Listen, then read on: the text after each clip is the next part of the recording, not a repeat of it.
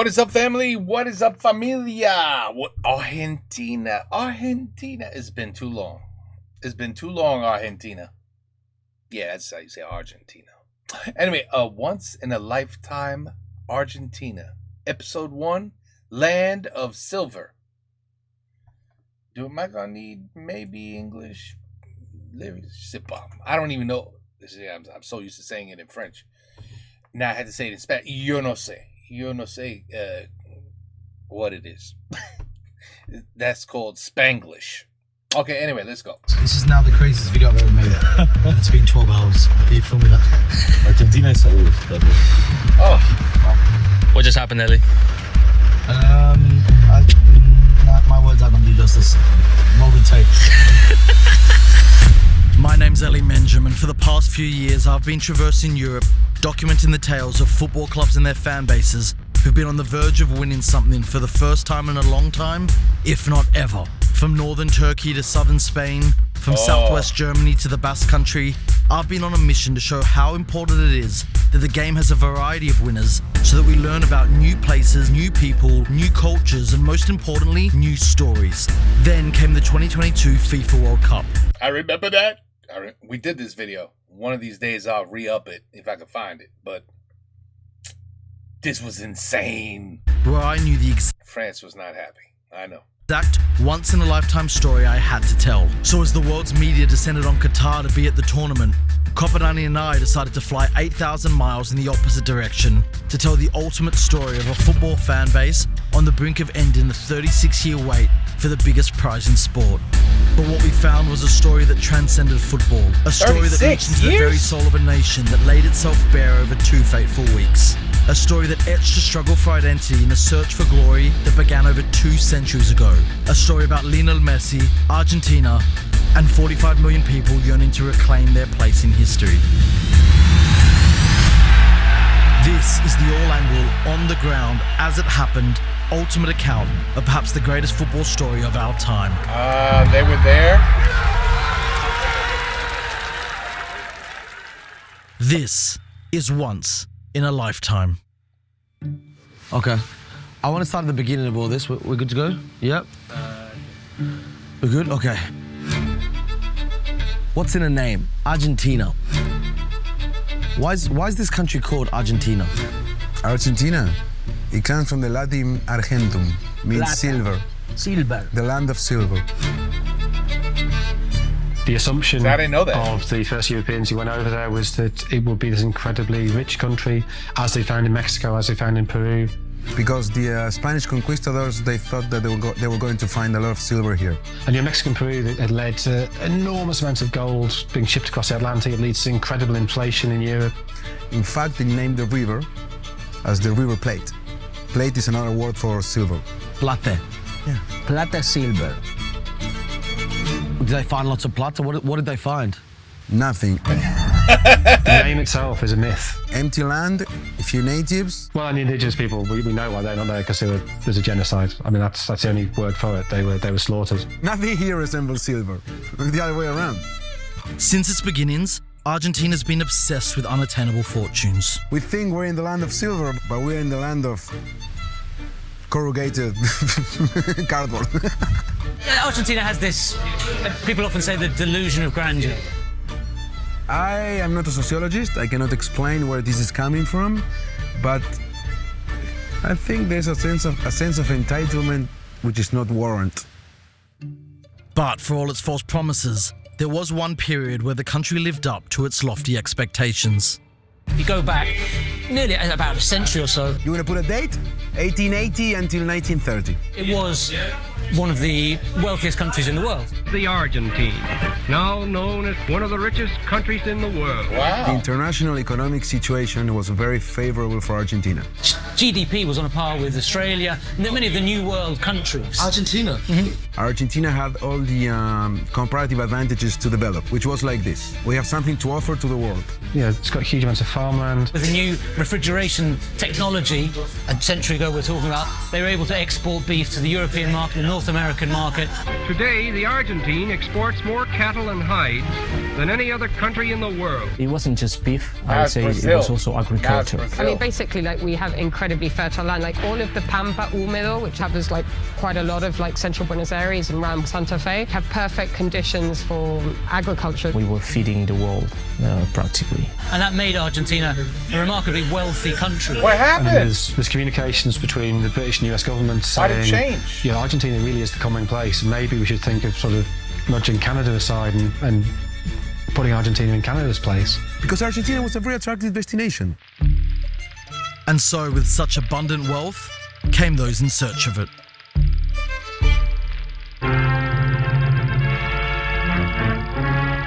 Nuevos contingentes de inmigrantes llegan a Buenos Aires después de 18 días de feliz navegación. It was a wonderful place to come because you have the opportunity to prosper. Vienen por un destino mejor, por un destino que les devuelva la primaria alegría de vivir.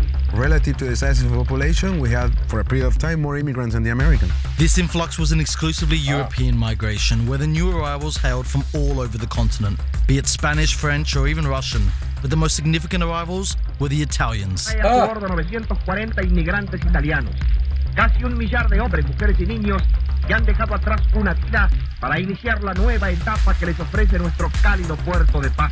And with migration of the early 1900s, predominantly by boat, naturally the vast majority of Italian migrants came from Italy's port cities, many from the northern Italian port city of Genoa, but the majority from the southern port city of Naples. You know what the nickname of Italian peoples are here?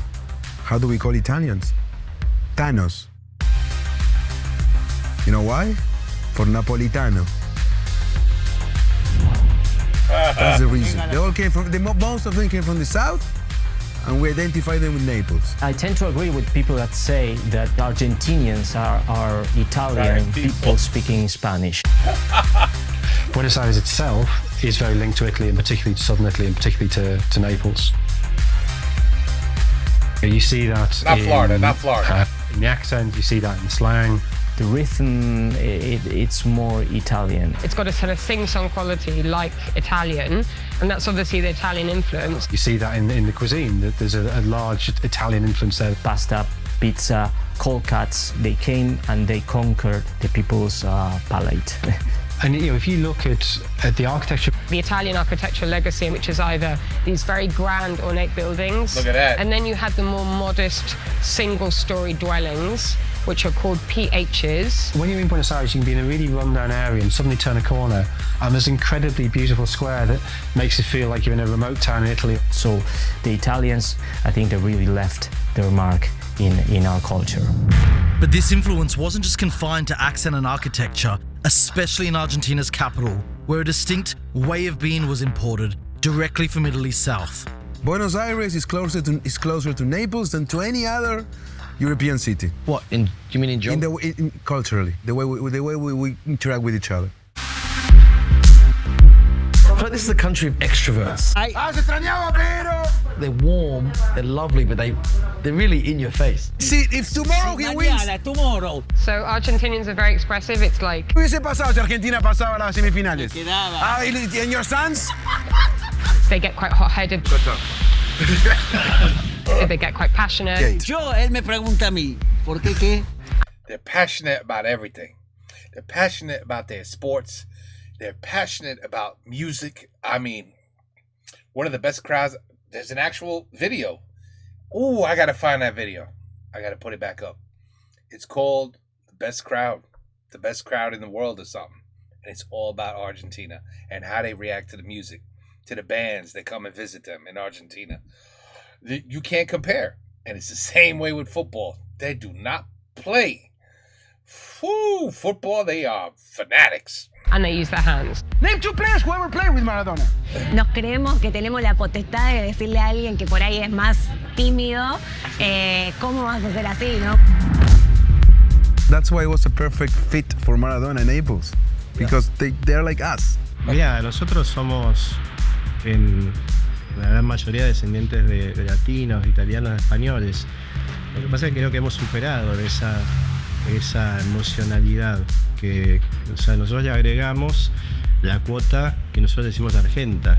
Yeah, they're passionate about everything they do. Se vive diferente la pasión. Pues nosotros tenemos la pasión en la sangre. They're passionate about their politics. No, the obsession with Perón is extraordinary. I mean, you mentioned JFK, but the Argentine obsession with Perón is way more extreme. They're passionate about their literature. There's a big book scene here, and they still consume a lot of paper printed material. You will always find a bookstore. For many, many years, we've had like more bookstores per capita than anywhere else in the world. They're passionate about their music. Tango is a very good example of our passion for music. I'm getting schooled Carlos here. Gardel, who was the most famous tango singer, you'll see portraits of him all around the city. Yeah, one of the things about Argentinian society, everything is it's extremes. Absolutely, absolutely. It's a country of extremes. Para nosotros es como exacerbamos. I don't know if they like to over-exaggerate, but everything is like grandiose and amazing. And yeah, I suppose there is quite a bit of that. The best, the biggest, the longest, any superlative, they've got it. Yes, sometimes we feel a little sense of superiority. The best steak. Yes, best steak in the world. I couldn't think of a better steak elsewhere than in Argentina. The thing with steak is like our entry level is so high that we're just spoiled. The best wine. The wine here is insanely good. Like The Malbec for sure. There are some wines that even surprise the French. Widest avenue in the world. Yes, the widest and the longest as well. many Argentines are proud to say that they feel that we've perfected the gelato. Yeah, it's a very, very passionate place. So how does an Argentinian commit? He jumps from his ego. I think we got best ice cream. Better than the Italians. Yes, better than the Italians. The Italians. No. Yes. Best ice cream is in Argentina. Yes, it really is. You see, in Argentina, passion isn't so much a hobby as a way of life. Best summed up in one of the country's most iconic films. ¿Te das cuenta, Benjamín? El tipo puede cambiar de todo. De cara, de casa, de familia, de novia, de religión, de Dios. Pero hay una cosa que no puede cambiar, Benjamín. No puede cambiar de pasión. And whilst everything and anything Argentinians care about is met with heightened levels of passion and adoration, there is one subject the country's most passionate about. En el mundo es el país donde se vive el fútbol de una forma más pasional y popular. You couldn't have Argentina without football. I think in a way it's just become part of its psyche. It's of its element, as of its like elemental being. Nosotros nos definimos y muchas veces analizamos nuestra vida en función del fútbol. I mean, football is Argentina. El fútbol es lo que más se mueve en la Argentina. Depositamos en el fútbol nuestra alegría cotidianamente. El país vive fútbol. Un nene nace al año y ya se le da una pelota. Es el país del fútbol.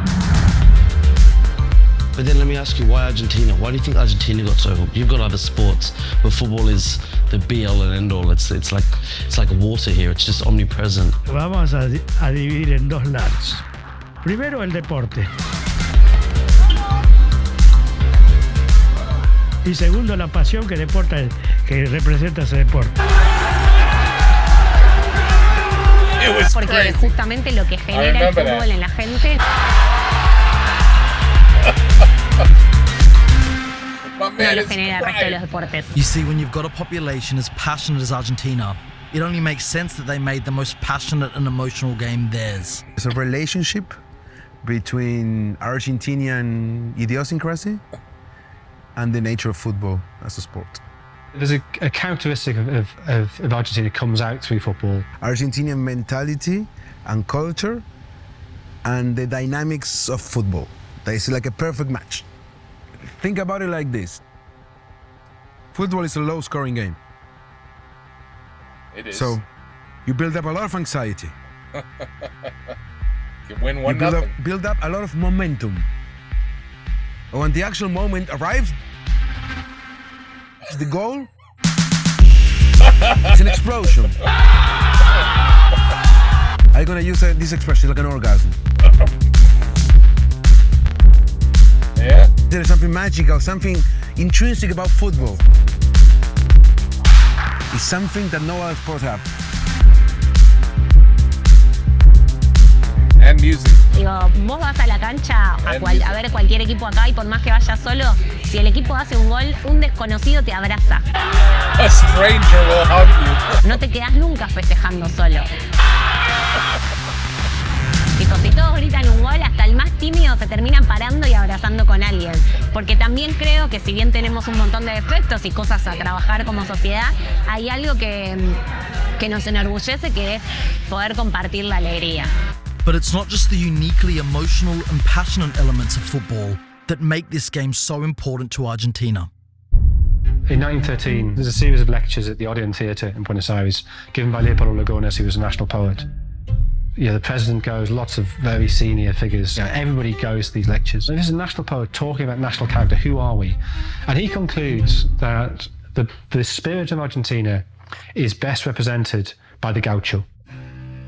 The cowboy who made sure that the huge herds of cattle were safe, and from the huge herds of cattle you get the beef, and from the beef you get the wealth. So the gaucho is massively important. And also the gaucho is a very romantic figure. There's a reason why cowboy films are popular.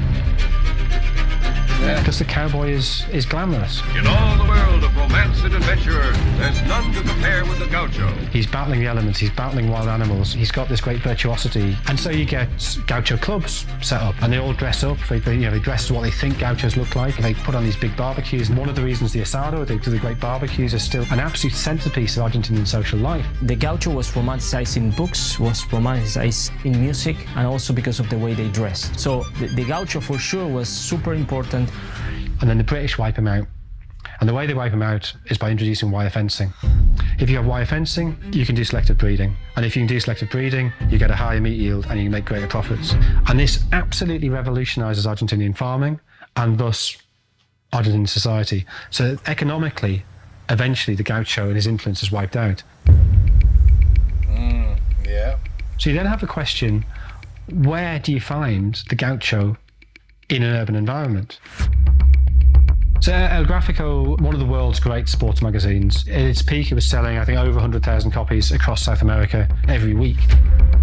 El Gráfico was born in 1919 and it ran until January 2018, so 99 years. It was this revered magazine product, Bible of sport, whatever you want to call it, but it was very special.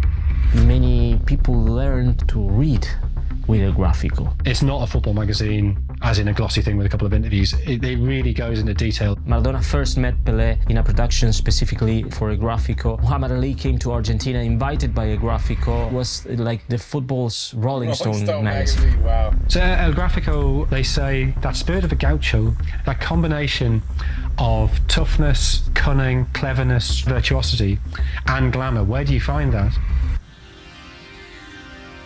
And they say you find that in the pibe. The pibe is the urchin child of the streets. Y el único juego que tienen es una pelota. He learns the game on the potreros, on the vacant lots of the city. The potrero is more than a football pitch. It's the imagination of a football pitch in an unthinkable terrain. On very uneven surfaces, so you have to have this technical virtuosity to control the ball. That could be full of holes, stones, glass. They're often very crowded, too many people playing too small a space. It's dirt, it's also tackles, it's also no referee. And the schools, you have a teacher with a whistle to stop things if it gets out of hand. In the potreros, you have to be able to look after yourself. You have to have that cunning, that streetwiseness. This is the place in which many talents couldn't survive. So this is 928. Boracoto is the editor of El Gráfico. A pibe with a dirty face. A mane of hair rebelling against the comb, with intelligent, roving, trickster and persuasive eyes, and a sparkling gaze that seemed to hint at a picaresque laugh, but does not quite manage to form in his mouth. His trousers are a few roughly sewn patches, his vest with Argentinian stripes, with a very low neck and with very many holes eaten out by the invisible mice of use. Barefoot or with shoes whose holes in the toes suggest they've been made through too much shooting. His stance must be characteristic. It must seem as if he is dribbling with a rag ball. If this monument is raised one day, there'll be many of us who will take off our hat to it, as we do in church. Now this is 1928. Wow. And what he's giving you there, if you take that extract and you don't give people any context and say, who is that? It's Diego Maradona. It's obviously Diego Maradona. 49 years before Maradona makes his international debut, 32 years before Maradona's born, he predicts the coming of Maradona. Wow. And that's why when Maradona arrives, immediately he celebrated because people have recognised this is the saviour we were promised. You knew in your head that he will save you. Porque para nosotros es un Dios. And that's why he becomes El Pibe d'Or, the golden pibe. Eso Maradona. Yeah. Tenemos dos. Uno primero Dios, Jesucristo, y el otro Diego Armando. Es el Diego. Maradona's importance to Argentina is greater than the significance of any one sporting figure to any other nation. I mean, Maradona exists on a totally different plane in Argentina to anybody else. A man who adorns nearly every corner of the country's neighborhoods. A man responsible for a significant percentage of the male population being called Diego. A man who inspired a religion boasting tens of thousands of members all around the country. Iglesia Maradonian. Y cuando tengo que prender una vela por algo, se la prendo a Diego. Cuando tengo que pedir algo, se lo pido a Diego. Maradona was larger than life, period. But for anyone left who still doesn't know, Diego Armando Maradona was the man who in 1986 led an unfancied Argentinian side to their second ever World Cup trophy. No one saw that he was going to put such an individual performance that a team that just a few days before the World Cup was performing very poorly and no one has any hopes about it, will transform it into a winning team. It's a single moment, it's a single World Cup where like one player has grabbed the tournament by the scruff of the neck, which is amazing, and won it. That's only happened once in the history of the game, of the World Cup. That was the magic of Maradona. All of which led to nationwide scenes and emotions the country had never experienced. It's the greatest day in Argentine football history. Like, no, nothing's even close. No podías caminar.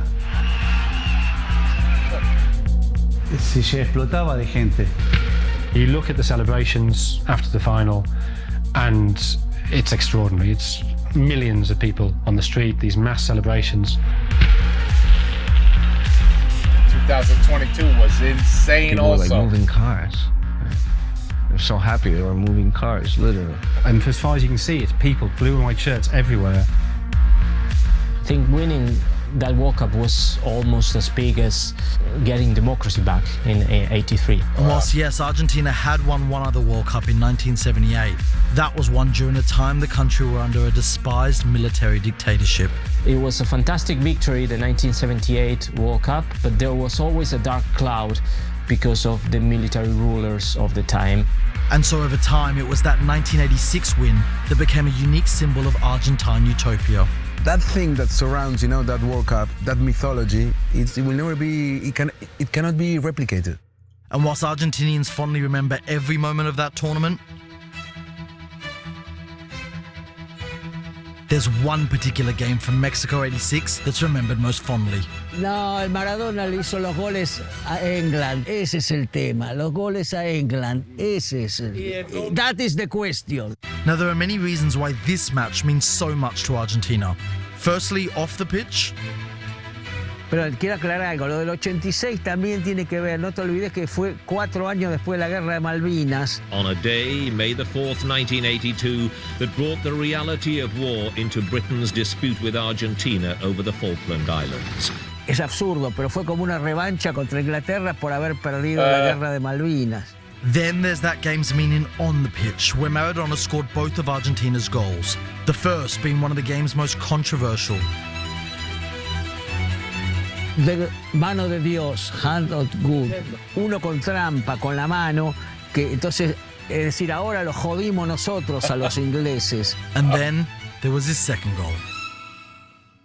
Queen of England. What was the second goal? No, I'm done. Cut. I'm winding you up. I'm trying to get. I know about it. It's the best goal of all time. I know. Only 4 minutes after the hand of God, Maradona collected the ball in his own half, beat 5 England players, rounded the keeper, and scored what FIFA officially titled the goal of the century. And Maradona scores those 2 goals against England in the 1986 World Cup quarter-final. And that is the gaucho spirit projected through football, because they represent 2 sides of the Argentinian character. The cunning of the first goal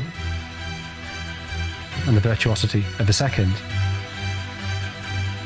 That's why it means so much. But as beautiful as that second goal was, it's actually the first more controversial goal that Argentinians hold dearest, best explaining their unique love of Maradona and the game. Dio más satisfacción el primer gol con la mano que el segundo extraordinario. Okay, listen. Se disfruta más. Okay, so... Viveza criolla. And if there's one term you need to know to understand the spirit of Argentine football, it's that one. How do you say it again? Viveza criolla. Viveza criolla. Yeah. What is it? So if Brazilians live their football in Jogo Bonito terms, we have something different, something very different. We call it... Viveza criolla. It's cunningness. Yes, pretty much. Cunning would be a very polite, nice way to describe Viveza criolla. You know, being smart enough to find a way through stuff, but also a little bit, you know, doing something a little bit illegal. Because it means both cleverness, streetwiseness. I don't know what he did, but cynicism even. Es la satisfacción de ganar con trampa. Satisfaction of doing something illegal and get away with it. I heard it's Argentina en satisfacción. Do you struggle with it? because you love beautiful football. I mean, I do love beautiful football, but I also like winning, you know. It means just sort of being smarter than the opponent. I can tell you this. We have an immense satisfaction in this country that he scored that goal with his hand. I don't think that distinction is obvious to people from Argentinian culture. It was a shock to me to realize that outside Argentina, that was perceived as a terrible thing. Of course. As cheating. Of course. Argentinians, they also don't seem particularly ashamed by that. They kind of take it in their stride. Why? No. Well, because this notion of Viveza criolla, it encompasses, they do not see a distinction between tricking somebody by moving your feet really quickly or you know, doing a feint with your body and drugging them. That, of course, is a reference to arguably the one act of Viveza criolla more infamous than the Hand of God, masterminded in 1990 by the professor of Viveza criolla, Carlos Bilardo, manager of Argentina's 1986 World Cup winning side. The truth is nobody knows, but it is very strongly rumoured and not denied at all by Bilardo that they spiked Brazil's water bottles, put some kind of sedative in the water. And Branco drank off it. Get out of here. Yeah, a left back. And he was woozy throughout the rest of the game. Don't drink out of that one. And Bilardo as a player famously would take pins on the pitch to stab players he was marking. Stick a needle in his sock and take it out in the corner kick and just stab opposing players with it. Okay. And that was nothing. That was nothing. Bilardo was a qualified gynecologist, and he had contacts in the world of gynecology, and from them he would find out things about players' girlfriends and wives, and he'd use that to wind them up on the pitch. So oh my Roberto God! Perfumo, the great Argentinian centre-back, he was sent off for punching Bilardo in the face, supposedly because Bilardo started talking to him about a problem that Perfumo's wife was having. Bilardo, Maradona and the Viveza criolla spirit took Argentina to another World Cup final 4 years later, before Argentina won 2 Copa Americas in a row. They win the Copa America in 91 and 93, and then suddenly, 94, they stopped getting the results. But by this point, Argentina had tasted such success on the international stage that expectations at every tournament were now raised to unrealistic levels. I think the yearning for success from Argentina is... Now I know why they lost their mind in 2022. I think it's very hard to overestimate. Con muchas expectativas, con todo siempre pensando que va a llegar a la final y va a ganar. The 1986 World Cup immediately became the bar that everything was to be compared with that moment. I mean, we always have to win the World Cup. That's how I grew up. Why? Because the first one I saw, we won it, and I thought it was a normal thing, the normal state of affairs. It's like being a Yankees fan in the like 90s and early 2000s. You're like, what? We didn't win the World Series? Why not? Like, you just expect it. We have Maradona, we won the World Cup, we have to win it all the time. And whilst from then on they weren't still winning tournaments, with a round of 16 appearance at World Cup 94, a quarter-final appearance in World Cup 98, and 2 quarter-final appearances at the Copa America, it was hardly a disastrous era. But for such a passionate nation who see the game, and particularly this tournament, as part of their identity, well, rationality doesn't play a role in expectations. Quizás para, no sé, para Marruecos haber salido cuarto es algo extraordinario. Para Argentina salir segundo, para mucha gente eso es un fracaso. And so despite boasting many of the 90s greatest footballers, each and every one floundered under the weight of the memory of Maradona's achievements. However, it's not just football where Argentina's weighed down by nostalgia. Argentines do live in the past. And they're pessimist about the future, and they're pessimist about the present. But they're like very proud about the past. There's this real nostalgia for the 1920s, which makes sense because that's when Argentina really mattered. It's a country that's slow to modernise. It's profoundly nostalgic culture. It's always harking back. There's a lot written about and research about what you can tell about a society through its national song. And the tango, of course, is this very passionate dance, but it's also a very nostalgic dance. Que tiempos aquellos eran otros hombres, más hombres los nuestros. It's sort of infused with this sense of things were better in the past, and this is all doomed. Barranquilla de ayer, ¿dónde están? Yo y vos solo quedamos hermanos. Yo y vos solo para recordar. The lyrics are about unrequited love, about dreams not materializing, about yesteryear. Me siento a recordar a la gente de la barra y a los que hoy ya no están. And that tells a lot about Argentine society as well. Qué buenos tiempos aquellos.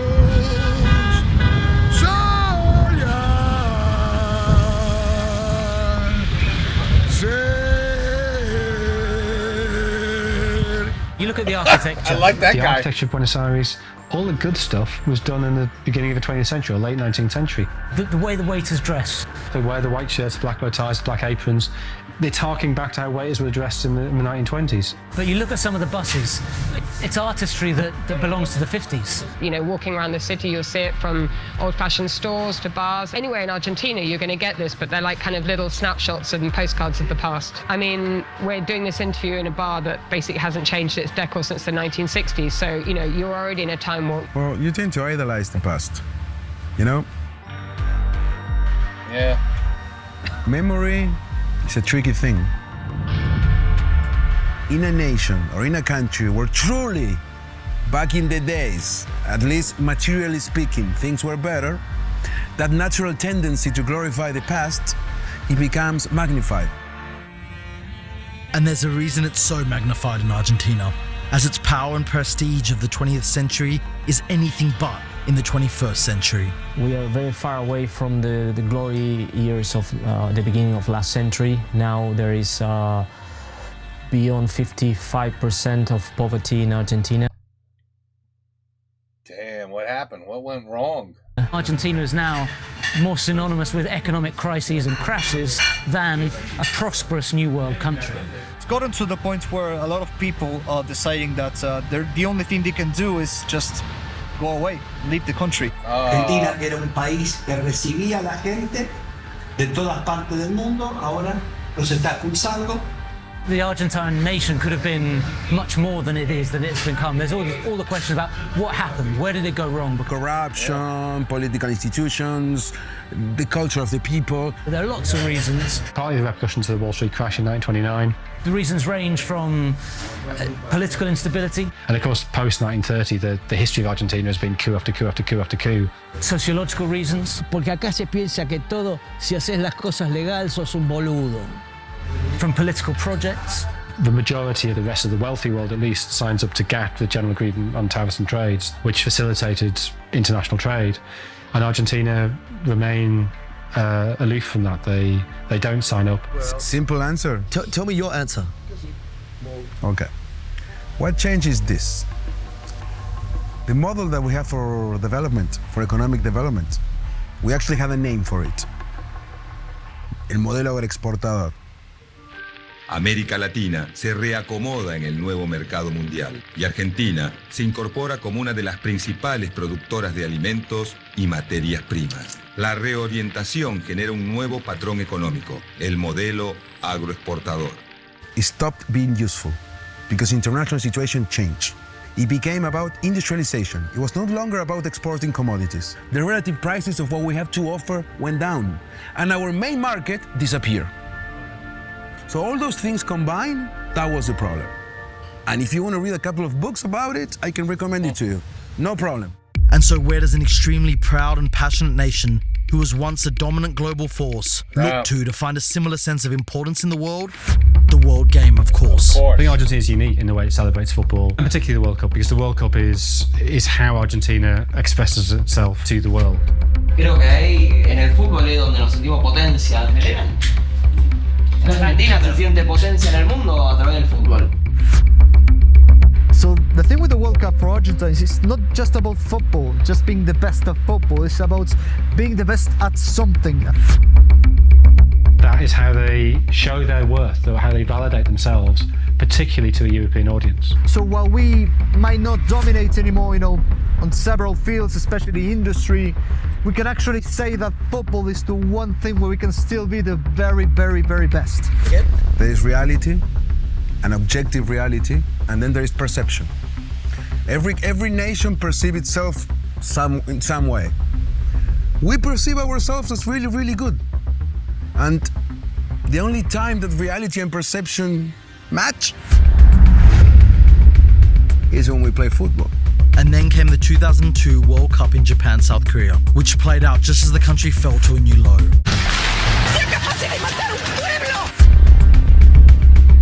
Huge numbers of people lost huge amounts of money. The country was ravaged. The economy is just devastated because they can't pay their debt. Mired in a $93 billion debt to the IMF, demonstrations, riots, and general chaos sent the country into near societal collapse. The only glimmer of light being their best national team in decades, who under coach Marcelo Bielsa went to the tournament filled with optimism. In 2002, they qualified brilliantly under Bielsa. In such a great form. Qualifying, they destroy everybody. A lot of unbeaten games. Yeah, they're favourites. They're definitely favourites. And then, for the first time in 40 years, Argentina crashed at the group stage. Argentina's best World Cup hope in decades fell at the first hurdle. And so that mythological Argentine utopia of '86 felt further away than ever. And with its economy, government, and streets in tatters, it really felt like it was never coming back. However, little did they know, another pibe had emerged.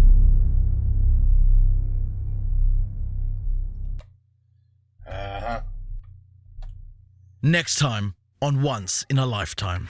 Needed something to celebrate, something to believe, something to be hopeful about. Yet one game in, it already looked doomed.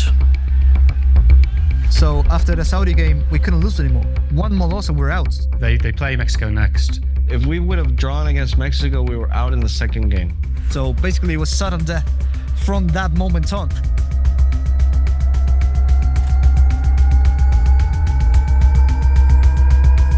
Passion. Excellent way to describe Argentinians. Absolutely. Passion is all I've seen in every video of Argentina. And you know what? I mean, it's 2025 now. I don't know if they still have 50% poverty. That's a lot, man. That's a shame because they're all good people. And it's a beautiful country. I've done videos on it.